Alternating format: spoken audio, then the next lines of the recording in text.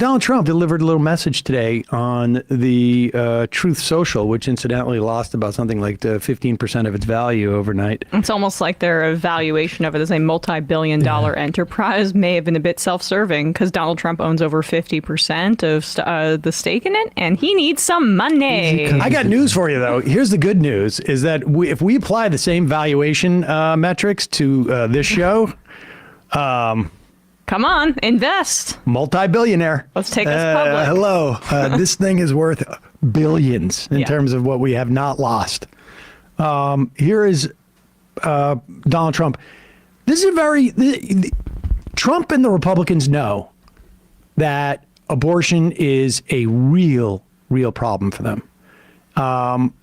Every election since Dobbs has gone against the grain in a massive way against Republicans. And Trump is out here basically trying really just appeal to suburban women in some of these blue states or purple states, some like the Pennsylvania, the Wisconsins, and Arizona, the North Carolina, the Arizona, and Florida are going to have it on the ballot. I mean, not that Florida's going to, I don't think, turn blue, but it is the best situation Democrats in Florida have been in, and down ballot it'll affect. Well, Arizona, I mean, this is where it's going to, this is why Arizona's not going to help him at all, actually, with this statement. But it's places where it's not on the ballot that this is what he's hoping will help him, which is basically just saying status quo. They're pushing the IVF, but again, let's be clear. The IVF, to say that you are in favor of IVF and that you think that life begins at conception, I'm sorry. You cannot reconcile those two things. It shows that for the most part, the vast majority of these people are unprincipled about it. It is really just an electoral thing. There's a huge swath of the American public, 20-30%, who thinks that people should go to jail if they get an abortion. But Donald Trump he's just lying to people. But here it is. Under my leadership, the Republican Party will always support the creation of strong, thriving, and healthy American families. We want to make it easier for mothers and families to have babies, not harder. That includes supporting the availability of fertility treatments like IVF in every state in America. Like the overwhelming majority of Americans, including the vast majority of Republicans, conservatives, Christians, and pro-life Americans, I strongly support the availability of IVF for couples who are trying to have a precious baby. What could be more beautiful or better than that? Today, I'm pleased that the Alabama legislature has acted very quickly and passed legislation that preserves the availability of IVF in Alabama. They really did a great and fast job. The Republican Party should always be on the side of the miracle of life and the side of mothers, father, their beautiful babies, and that's what we are. IVF is an important part of that, and our great Republican Party will always be with you in your quest for the ultimate joy in life. Many people have asked me what my position is on abortion and abortion rights, especially since I was proudly the person responsible for the ending of something that all legal scholars, both sides, wanted and, in fact, demanded be ended. Roe v. Wade. They wanted it ended. It must be remembered that the Democrats are the radical ones on this position because they support abortion up to and even beyond the 9th month. The concept of having an abortion in the later months and even execution after birth, and that's exactly what it is. Execution the baby is after born, birth. The baby is executed after birth is unacceptable. Pause it for 1 second. I just want to jump in here to say that's a lie. Fact check. And the last time I heard that claim, it came from Lynn Cheney. Liz. Liz Cheney. Sorry. Close. Yep. One of the Cheney former congresswoman. Right. And it wasn't that long ago that she was saying that. What was it, 2019, I think? But so just to be clear. But before she gets her MSNBC gig. Exactly. I just want everybody to remember that. She also said Democrats want to kill babies after they're born. Yeah. And also when he's talking about, what the Alabama legislature did, it's not really having the desired effect. They reaffirmed their support for IVF after the Alabama Supreme Court struck it down. But that there's still the message is so muddled that hospitals are still stopping their IVF procedures in the wake of it because they're like, the law is not clear. The state Supreme Court says one thing and the legislature's saying another. And this is also the same with exceptions to abortion bans, which he's going to talk about in a second. Most everyone agrees with that. My view is now that we have abortion where everybody wanted it from a legal standpoint, the states will determine by vote or legislation or perhaps both, and whatever they decide must be the law of the land. In this case, the law of the state. Many states will be different. Many will have a different number of weeks, or some will have more conservative than others, and that's what they will be. At the end of the day, this is all about the will of the people. You must follow your heart or, in many cases, your religion or your faith. Do what's right for your family and do what's right for yourself. Do what's right for your children. Do what's right for our country and vote. So important to vote. At the end of the day, it's all about will of the people. That's where we are right now, and that's what we want, the will of the people. I want to thank the 6 justices, Chief Justice John Roberts. Okay, we don't need to hear any more of this. I mean, it's just so basically he's saying if you live in a state, they can take away your individual right to have sovereignty over your own body. I mean, maybe we should also leave it up to the states which ones want slavery. Right. I don't know. Make it the law of the land, or in this case, the law of some parts of the land, the state's land. I mean, spoken. Every state will have a different president, too. That's the other thing. This is, first off, let's just be clear. It's a lie. There's absolutely no doubt it's a lie.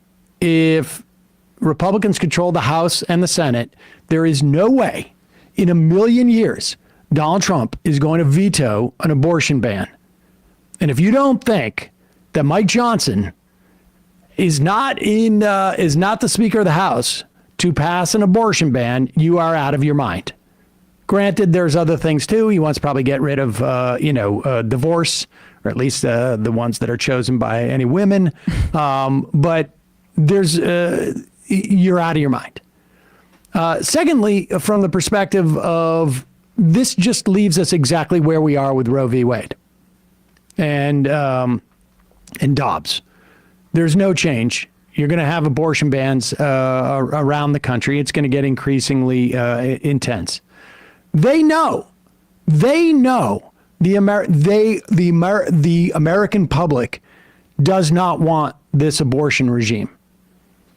They know the majority of Americans want abortion to be legal.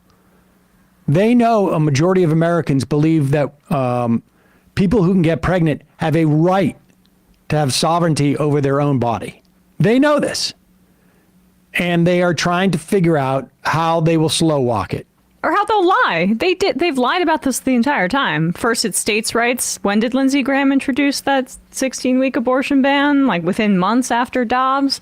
And Trump's lying now until, he said a few months ago that he had a similar idea for legislation on the federal level in terms of a 15, I think, or 16-week abortion ban. They lie until they get elected, and then they deliver for the evangelicals that got them there. Here is, pop up this Politico sheet, this one here.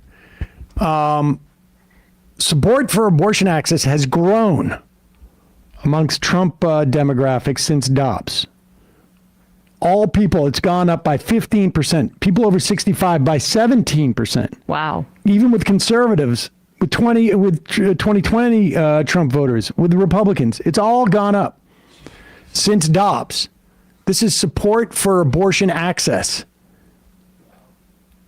So he knows he's got a problem. Now, we don't know what amount of those people are going to vote based upon abortion.